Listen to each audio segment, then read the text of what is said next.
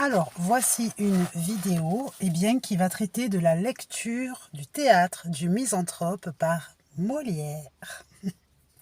Et pourquoi je suis arrivée là? Parce qu'en fait, j'étais en train d'observer que le lycée peut ou pas être intéressant et que certains élèves attendent leur avenir dans quelque chose qu'ils n'ont pas encore vraiment compris. C'est-à-dire qu'il y a des professeurs qui les attendent au tournant, mais à la fois qui ne leur enseignent pas la vie réelle, sauf à travers la réflexion de quelques écritures ou la réflexion de quelques mathématiques ou histoires. C'est-à-dire qu'en fait, personne ne parle de l'élève lui-même, mais toujours de tout ce que autrui fait, a dit, etc.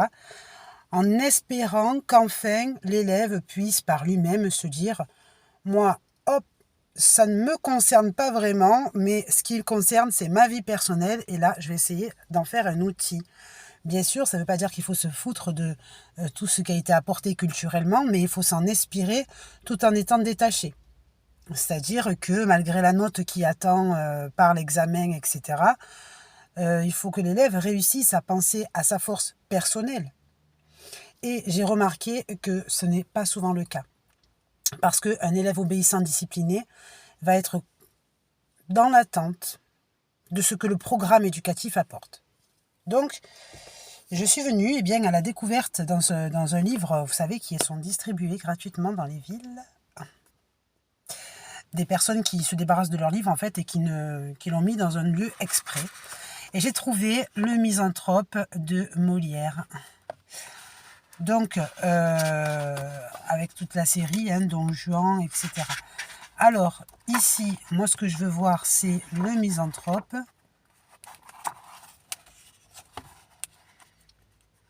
Et on va commencer la lecture dans quelques instants, parce que là... Ah, Le Misanthrope, j'ai trouvé. Alors, on y va, go! Lecture. Donc, pour cela, on se met dans la peau d'un misanthrope, évidemment, parce qu'on se met dans la peau du titre d'un livre. On ne se met pas dans la peau d'une écriture imaginaire qui aurait pu être possible et comprise dans un contexte qui n'a rien à voir. Ça veut dire qu'en fait, le titre est la base de la lecture. D'accord? Donc ça veut dire qu'on ne devient pas misanthrope nous-mêmes, c'est-à-dire celui qui n'aime pas l'humain, mais on comprend que le titre est. D'accord? Donc à partir de là, c'est ce titre qui fait sa propre lecture, et donc à partir de là, c'est ce titre qui inspire l'âme du texte. À partir de l'âme du texte, on aura donc la possibilité d'interpréter la vérité du sens du texte plutôt que sa propre perception. J'aime bien faire ce visage. Tant qu'il ne reste pas figé. Alors, on y va, go! Je prends un texte au hasard, d'accord? Je ne le lis pas depuis le début. Sur des choses qui sont innocentes et pures, tout cela, si je puis vous parler franchement, madame, fut blâmée d'un commun sentiment. À quoi bon, disait-il, cette mine modeste et ce sage, dehors que dément tout le reste? Elle est à bien prier exacte au dernier point. Mais elle bat ses gens et ne les paye point. Dans tous les lieux dévots, elle étale un grand zèle. Mais elle met du blanc et veut paraître belle. Elle fait des tableaux, couvrir les nudités, mais elle a de l'amour pour les réalités. Pour moi, contre chacun je prie votre défense, et leur assurer fort que c'était médisance.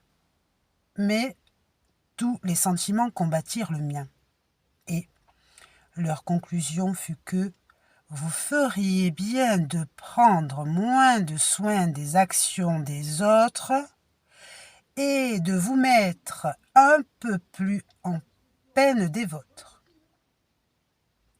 Qu'on doit se regarder soi-même un fort long temps avant que de songer à condamner les gens.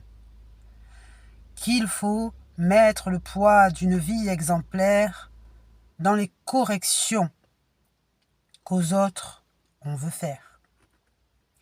Et qu'encore vaut-il mieux s'en remettre aux besoins à ceux à qui le ciel a commis le soin. Madame, je vous crois aussi trop raisonnable pour ne pas prendre bien cet avis profitable et pour l'attribuer qu'au mouvement secret d'un zèle qui m'attache à tous vos intérêts. À quoi qu'en reprenant on soit assujetti, je ne m'attendais pas à cette répartie, madame, et je vois bien, parce qu'elle a d'aigreur, que mon sincère avis vous a blessé au cœur. Au contraire, madame, et si l'on était sage, cet avis mutuel serait mis en usage. Qu'est-ce qu'on peut comprendre ? Oui, je sais, je lis bien, merci, c'est gentil. Non, arrêtez, non, oh là là, arrêtez. Quand même. Voilà, donc on a compris que, eh bien, le texte mène à ce que la personne qui n'ose jamais montrer ses talents et qui se recule quand on les voit, exprime un sentiment qui s'appelle le souhait ne sera jamais. Si tu continues de me flatter, je m'en réjouirai, mais je l'oublierai. Et aussitôt, tu te poseras des questions sur moi et tu t'y intéresseras pour de vrai. C'est ça, le misanthrope.